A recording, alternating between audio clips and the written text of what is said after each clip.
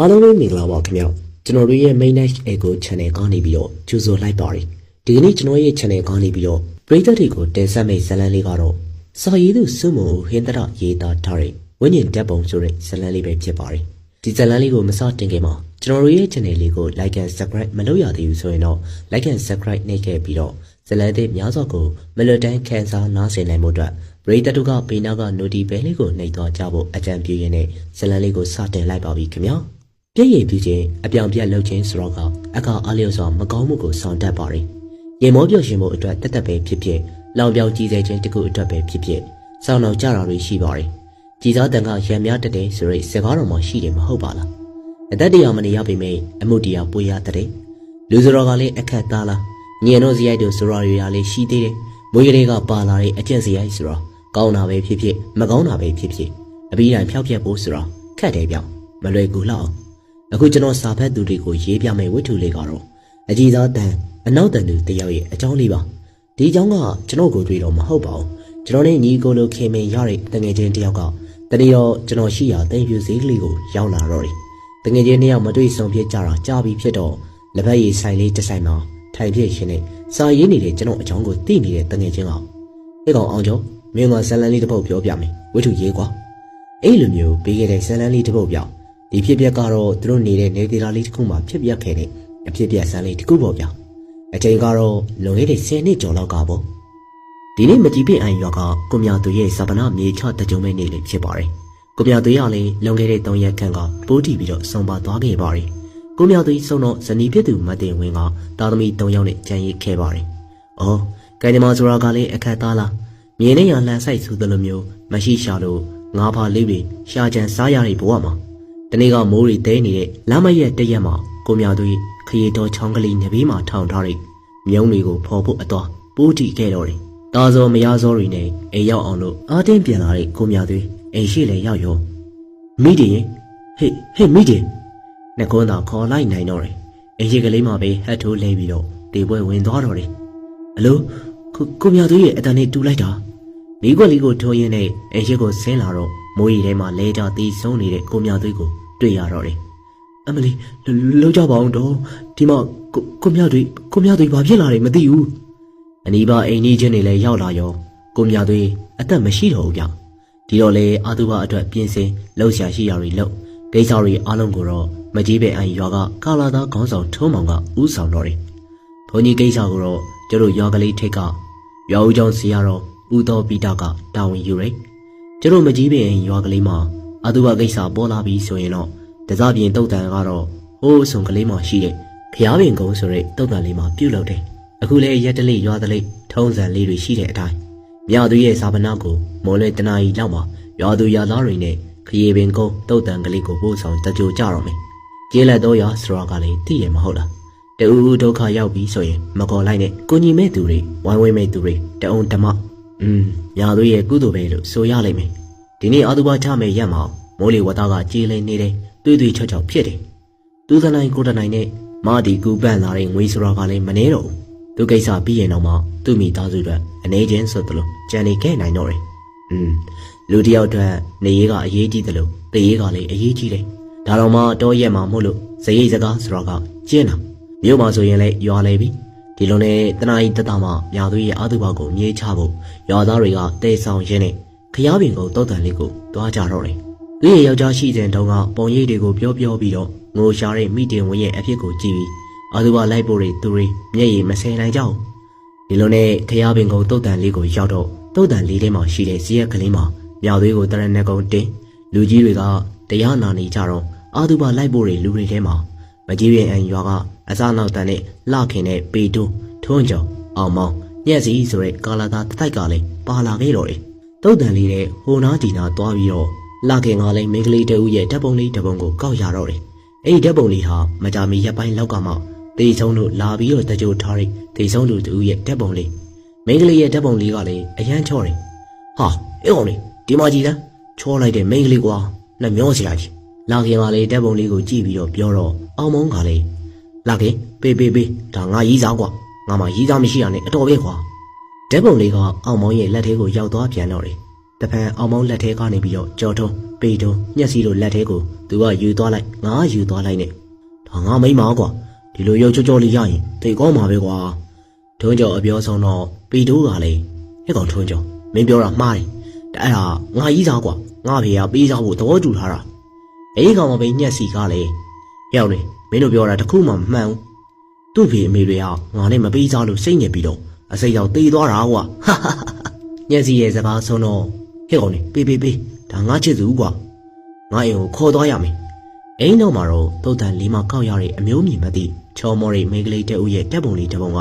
လာခင်ရဲ့အင်ကြီးအိတ်ကန်လေးထဲမှာပါသွားရင်းနဲ့မြာသွေးရဲ့ဇာပနာမြေချပြီးစီးတဲ့အခါမှာပဲအတီးတီမကြီးပင်အံရွာကလေးကိုပြန်လာခဲ့ကြတော့တယ်နေကဖြစ်ပြက်ခဲ့တဲ့အကြောင်းအရာလေးများကိုလူကြီးများတဦးတယောက်မှမသိခဲ့ပါဘူးလာခင်တို့လူငယ်တစုသာသိခဲ့ပါတယ်အိမ်ပြန်ရောက်တော့မြာသွေးရဲ့အာသုဘအင်္ဂလိပ်မှာလောက်ကင်ဆရာလေးများကိုလောက်ကင်ရင်းနဲ့ညဘက်မှာလည်းအိမ်သားများကိုအဖော်အဖြစ်ရက်လေတဲ့အထိလာခင်တို့ကာလာသားတစုကလည်းစောင့်အိမ်ရတော့တယ်ရွာမြောက်ဘက်ရွာဦးเจ้าမှကလတက်ခောက်ထန်12ချက်ကိုကြားလိုက်ရတယ်မြာသွေးတို့အိမ်မော်ကလေးမှာစကားပြောသူကပြောကစားသူကကစားတချို့အရက်သူများကလည်းအိမ်ရှိလေးမှာရင်သွေးကိုကျူနေတော့တယ်အဲ့ဒီချိန်မှာပဲခွေးနဲ့ကြီးတကောင်ရဲ့ဝလုံးထိုးဟောင်းတန်များကအဆက်မပြတ်ပေါ်ထွက်နေတယ်မကြခင်မှာပဲရွာမြောက်ပိုင်းမှာခွေးများရဲ့ဦးတန်များကလည်းဆက်ကပေါ်လာပြန်တော့တယ်အိမ်ရှိမှာရင်သွေးကိုကျူနေကြတဲ့ဘိုးလေးတာခင်နဲ့ရွာသား3-4ဦးကလည်းအိမ်ရှိတက်တယ်မှာလာဟောင်းနေတဲ့ခွေးနဲ့ကြီးတကောင်ကိုဒီခွေးရလေဟောင်းလိုက်တာတော့အနီးပါးကဂဲတလုံးနဲ့ပေါက်ကမောင်းထုတ်လိုက်ပါပြီခွေးနဲ့ကြီးကလည်းထွက်ပြေးသွားတော့တယ်မြာသူရဲ့အင်္ဂလိပ်ပေါ်မှာကစားဝိုင်းလေး3ခုသာရှိတယ်လာခင်တို့လူငယ်တစုကလည်းကစားနေတဲ့ဝိုင်းမှာစတင်ပြီးတော့အမလီဗျလို့ရပါအောင်လို့ဗျာအောင်လို့လာခင်တယောက်ကောက်ကောင်ငင်းကအော်ရင်းနဲ့လူးလိန်နေလေတော့တယ်ဟဲ့ထားမိလို့မိကျွယ်လို့လာကြစမ်းအိမ်ထဲကပယုတ်စီဘူးယူခဲ့ကြစမ်းအဘွားတူရဲ့အတန်းအမလီဗျာမခံနိုင်တော့တေးတော့မယ်ဗျစီယုံပို့ကြပါဗျာစီယုံပို့ပေးကြပါ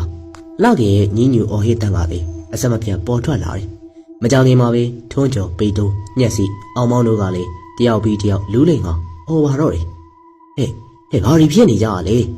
အမလီအောင်းလိုက်တာဗျာအောင်းလိုက်တာတေးရတော့မယ်ဗျစီယုံပို့ပေးကြပါဗျာဒီကလေးတွေဘာတွေစားမိကြလဲမသိဘူးအော်သူကအောင်းသူကအောင်းတချို့ကဝမ်းနေသွားကြတယ်ကဲဒီတိုင်းကြည့်နေလို့မပြီးဘူးတိန်းဆောင်မင်းရဲ့လက်ကိုသွားပြီးတော့ပြင်းချင်းစေယုံကိုသွားရမယ်ဖိုးလေးတော်ခင်ရဲ့စကားဆုံးတော့တိန်းဆောင်ကလည်းလက်ကိုအမြန်သွားတက်ပြီးတော့မြို့နယ်စေယုံကလေးရှိတဲ့တမိုင်တခီးကိုရွာသူကြီးများနဲ့သွားရောက်ချတော့တယ်စေယုံရောက်ပြီးတော့ဆရာဝန်မယောဂများရှာဖွေကြတဲ့အခါမှာပဲထူးထူးခြားခြားဆိုပြီးတော့မတွေ့ရအောင်ဟဲ့မဲခင်ဒီကလေးတွေအဖြစ်ကရိုးမှရိုးရည်လားမသိအရေးလေးများညွန့်ရဲ့ကောက်ချက်ချတဲ့စကားနောက်ဆုံးတော့လေစေယုံမှာတရက်ခန့်နေခဲ့ကြပြီးတော့ဆင်းလာခဲ့ကြတော့တယ်အဲဒီလိုဖြစ်ပြတဲ့သတင်းကလည်းမကြီးပင်အံရွာကလေးတဲကိုနောက်တစ်နေ့အတွင်းတမဟုံချင်းပြန့်နှံ့သွားတော့တယ်ဟဲ့ညမြသွေးလူရဲ့အိမ်မှာလာခင်တို့လူစုအောင်သူကအောင်အန်သူကအန်တချို့ကလည်းဝမ်းနေလျှော်လို့ညာရင်းချင်းညို့နေစေယုံလေးကိုပို့ရတယ်တဲ့ည7 နာရီကြော်လောက်မှာရွာမြောက်ပိုင်းကခရပင်ကိုတုတ်တန်လေးဘက်မှာခွေးနဲ့ကြီးတကောင်ရောက်လာပြီးတော့မြာသွေးလူရဲ့အင်္ဂလိပ်ရှေ့ကနေပြီးတော့ဝလုံးတို့ဟောင်းနေနောက်မကြခင်မှာတော့အဲ့လိုဖြစ်တော့တာပဲတဲ့ဟိုနာတူဒီနာတူဟိုမှာလေးဒီအကြောင်းဒီမှာလေးဒီအကြောင်းများလေးမြာသွေးလူရဲ့အိမ်မှာညဖြစ်ပြခဲ့တဲ့အကြောင်းအရာလေးများကလည်းလူတိုင်းရဲ့ပါဇက်ဖျားဆိုသလိုရှိနေတော့တယ်ကရကရှင်များပင်ဖြစ်ခဲ့ကြတဲ့လခင်ထွန်းကျော်ညက်စီပေတိုးအောင်မောင်းတို့ပင်တဦးကိုတဦးကြည့်ခါကြောချမ်းကျင်စရာဖြစ်လာကြတော့တယ်ကာယကရှင်အသီးသီးရဲ့မိဘများနားကိုလေအဲ့ဒီတဲ့ကတမဟုတ်ချင်းပြန့်နှံ့သွားတော့တယ်ဟေ့တာမင်းတို့ဟိုတနေ့ကမြောက်ကြီးရဲ့ဇာဗနာကိုတုတ်တန်ပို့ရင်းနဲ့ဘာပြောင်ပြက်လုပ်ခဲ့ကြလဲဘာမှမလုပ်ပါဘူးမေထွန်းကျော်ရဲ့အမေကမေတော့စိုးရင်ထိနေတဲ့အမှုရများနဲ့ထွန်းကျော်တယောက်ဖြေတယ်အေးမလုပ်ခဲ့ဘူးဆိုရင်လေမင်းတို့တငယ်ချင်းတယောက်ဟိုတနေ့ကဖြစ်ပြက်ပုံကအတော့ကိုအံ့ဩစရာကောင်းတာပဲတယောက်တည်းဖြစ်လာတာမဟုတ်ဘူးအားလုံးအကုန်လုံးတပြိုင်နက်တည်းဖြစ်ကြတာပြီးတော့ဖြစ်တဲ့အချိန်ကလေးတစ်ချိန်တည်းပဲအိမ်နောက်မှာတော့အရာတစ်ခုကိုစဉ်းစားဟန်ပြုတ်လိုက်ပြီးမှမေ့တင်တော့မင်းတို့ဖြစ်ပုံဟာမယိုးတော့အမှားတစ်ခုတော့ရှိနေပြီထင်တယ်အိမ်နောက်မှာပဲခင်မုံဖြစ်သူကိုလာထွန်းဘက်ကိုလှည့်ကောကိုလာထွန်းဘာလဲကျင်မရဲ့ကျုပ်သားကိုတင်ကန်လီစီးပေးခြင်းတယ်အိမ်နောက်မှာတော့အချင်းယုံကအဲ့ဒီနေ့မှာပဲရွာဦးကျောင်းဆရာတော်ဦးတော်ပြီးတာချမ်းမောထွန်းကျော်အားမိဘများကလည်းတင်ကန်ဝေပေးလိုက်တော့တယ်စံချတရားနာစာရိတ်ကိစ္စများကို မောင်ကြီးပြိုးပြရှိမှပြီးဆုံးသွားတော်တယ်ထွန်းကျော်ရဲ့မိသားစုများကလည်းရောင်ကြောင်ကလေးမှပြန်သွားကြတယ်ထွန်းကျော်ကလည်းတင်ငန်းစီပြီးတော့ရဟန်းပြုတ်လိုက်တော့လေမျက်နှာကတော့မရွှေမပြောက်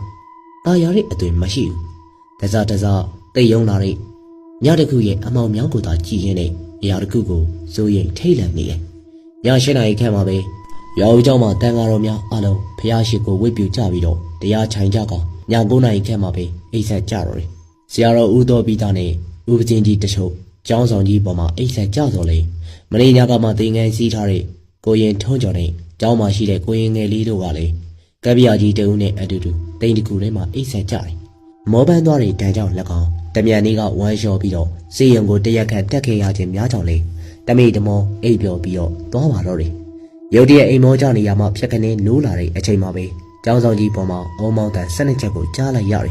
မျက်လုံးများကလေးပြန်ပြီးတော့အိမ်မပြောအဲ့ဒီအခိုက်မှာပဲကျောင်းကလေးရဲ့မြောက်ဘက်စီမှာခွေးကြီးတစ်ကောင်ရဲ့ဆွဲဆွဲငင်ငယ်ဦးလိုက်တဲ့အတန်များကိုကြားလိုက်ရတော့တယ်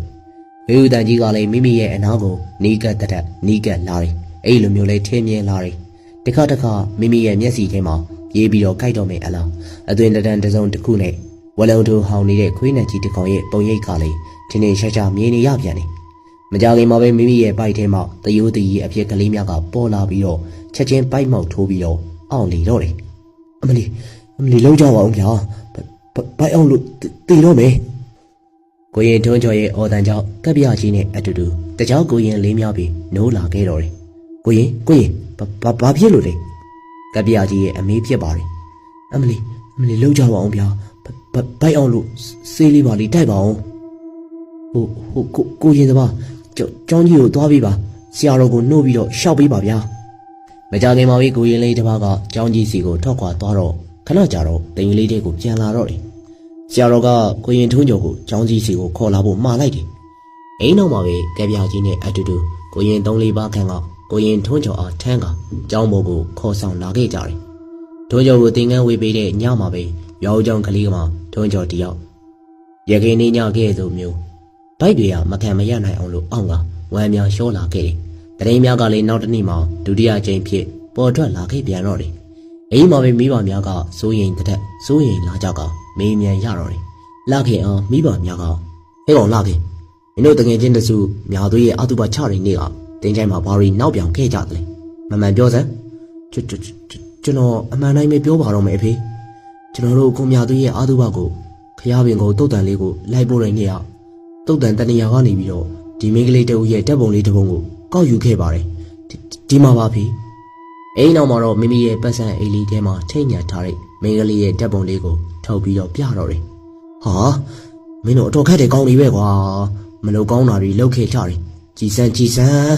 းတော်သေးတာပေါ့မတီကောင်းမပြောက်ကောင်းဒါမျိုးဆိုတော့မစမနောက်ကြရဘူးကွာရဲတလိရွာတလိဆိုတာရှိတယ်ရွာကိုခိုက်တတ်တယ်လူကြီးသူမတွေရဲ့ပြောတန်ဆိုတန်လေးကိုမင်းတို့မကြားဘူးလာ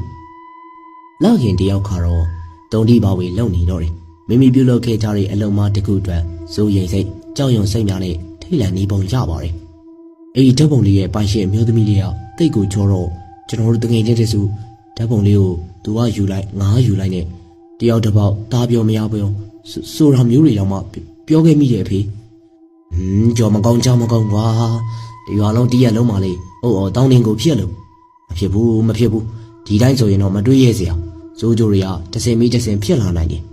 ရွာလူကြီးတွေနဲ့တိုင်ပင်ပြီးတော့ဒီဓာတ်ပုံကိုလည်းတုတ်တံမှာပြန်ထားရမယ်ဇော်ကားမော်ကားတားပြောမရပြောဆိုမိတဲ့ဝိညာဉ်ပိုင်ရှင်မိန်းကလေးကိုလည်းမင်းတို့တောင်းပန်ရမယ်အိမ်နေညမှာပဲလှခင်တယောက်ဘာမှမဖြစ်တော့လေအိမ်မောင်တယောက်ကတော့ဒူးဆန်းတဲ့အိမ်မက်တစ်ခုကိုမြင်မှတ်နေတော့တယ်ည12 နာရီခန့်မှာပဲမိမိတို့နေထိုင်ရအင်္ဂလိပ်စီကိုအရက်ရှိထထောင်မောင်းနဲ့လူတယောက်ဝင်လာကအောင်မောင်ဒီတော့အောင်မောင်ဆိုတာရှိလားအဲ့လိုမျိုးမေးတယ်အဲ့ဒီခါမှာပဲအောင်မောင်ကအရေးတကပေါက်လေးနားကိုထွက်လာပြီးတော့အရေးလမ်းမပေါ်ကိုကြည့်လိုက်တော့တယ်လူတယောက်နဲ့ခွေးနဲ့ကြီးတစ်ကောင်ကအရေးမှာရက်ရနေဒီကောင်အောင်မောင်ဆိုတာမင်းလားဟုတ်ပါတယ်ကျွန်တော်အောင်မောင်ပါမင်း3-4ရက်ခန့်ကရပင်ကုန်းတုတ်တန်ကမင်းကလေးတယောက်ရဲ့တပ်ပုံကိုယူလာပြီးတော့ဒါပြောမရပြောကြတဲ့သူတွေတဲမှာမင်းရောက်ပါတယ်မဟုတ်လားကျွန်တော်မပါပါဘူးခင်ဗျာမပါပါဘူးအေးကောင်ငါ့ကိုညာမနေနဲ့မင်းလည်းပါပါလေအေးမင်းတို့ကောင်တွေကြက်တတိထားမင်းတို့တွေကတယောက်ကိုတေအောင်လို့လုပ်မယ်အေးလိုမျိုးကျင်းဝါသွားပြီးတဲ့နောက်မှာပဲရောင်မြောက်ပိုင်းခရပင်ကုန်းတုတ်တန်လေးရှိရာဘက်ကို လဲပြီးတော့ပြန်သွားတော့တယ်အဲ့ရမှာလမ်းနိုးလာတဲ့အောင်မောင်တယောက်ကလည်းမိမိမြင်မှတ်ခဲ့တဲ့အိမ်မက်ကိုတွေးပြီးတော့ကြောက်နေမိတယ်အမေထပါအောင်ဗျာထပါအောင်ဟဲ့ဘာဖြစ်လို့လဲဘဲအောင်ပြန်ပြီလားဘဲအောင်လို့မဟုတ်ဘူးဗျအမေကိုတော့ပြောပြစရာရှိလို့အမေကလည်းအဲ့ရမှာနိုးလာတဲ့အချိန်မှာလွန်ခဲ့တဲ့3-4ရက်ကမိမိတို့ဖြစ်ပြခဲ့တဲ့အဖြစ်ပြလေးများကိုအစမှအဆုံးတိုင်းအမေအားပြောပြလိုက်တယ်။ဟုတ်ကွယ်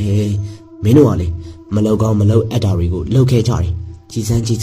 လူကြီးတွေအခုမှသိရတယ်။အချိန်မီလို့တော်သေးတာပေါ့။တခုခုဖြစ်ပြီးမှသာသိရရင်ရင်ကျိုးရပြီ။မဖြစ်ဘူး။မနဲ့လေးရင်တော့ရွာလူကြီးတွေနဲ့တိုင်မြင်ပြီးတခုခုလုံးမှဖြစ်တော့မယ်။မကြခင်မှာပဲတကောင်ကျက်သွန်တန်တခုကလေရွာကလေးပေါ်ကိုဖြန့်ကျက်ရင်းနဲ့ကြောက်ရောက်လာတော့တယ်။အာယုံရဲ့အစိပ်ပိုင်းတစ်ခုစီကိုဥတီရင်းနဲ့နီးကပ်လာတာမို့လို့ညာအေးစိမ့်ချမ်းပြီးတော့လာခဲ့တယ်။အမောကိုစီနဲ့ဘေးချင်းရွာသူရွာသားအားလုံးအိမ်မောကြရင်တိတ်ဆိတ်လေးရရှိနေကြတယ်။ဒီနေ့မကြီးပြည့်ရွာကလေးထိတ်ကခရပင်ကိုတုတ်တန်ကလေးမှာတော့ရွာလူကြီး3-4ယောက်ခန့်နဲ့အတူကတော်ပွဲလေးတစ်ပွဲကိုထိုးပြီးတော့လှခင်တို့အုပ်စုသွားတောင်းပန်ကြတယ်။ခရပင်ကိုတုတ်တန်လေးတဲ့ရောက်ပြီးတော့ဓာတ်ပုံလေးကောက်ယူခဲ့ရနေရာလေးမှာကတော်ပွဲလေးနဲ့ဓာတ်ပုံကိုကင်ထားရင်းနဲ့ဘိုးလေးတာခင်ကကဲဘရလောကမှာမတွေ့မမြင်နိုင်တဲ့ဒီဓာတ်ပုံပိုင်ရှင်မိန်းကလေးကိုကျတို့ရွာမိရွာဖလူကြီးများကလေးလေးဆက်သားနဲ့တောင်းပန်ပါတယ်။အမိုင်မိန်းကလေးတွေကိုခွင့်လွှတ်ပေးပါမသိနားမလဲလို့နောက်ပြောင်ကြီးစေခဲ့မိတာတွေအားလုံးကိုလည်းအခုချိန်ကစလို့ကြေနက်နဲ့ခွင့်လွှတ်ပေးပါနောက်ကိုလည်းဒီလိုအဖြစ်မျိုးတွေမဖြစ်စေရပါဘူး။ကျေနပ်တယ်ခွင့်လွှတ်တယ်ဆိုရင်ကျေနပ်ကြောင်းခွင့်လွှတ်ကြောင်းကိုတိတိတတ်တာပြပါရွာလူကြီးဦးသာခင်အဲ့လိုမျိုးပြောလိုက်တာနဲ့ချက်ချင်းဆိုသလိုလိန်များကလည်းတဟူဟူအော်မြည်ရဲနေတုတ်တန်လေးထဲမှာရှိတဲ့တစ်ပင်များတစ်ကိုင်းများပင်ညာရင်းတွေလှုပ်ရှားရင်းနေ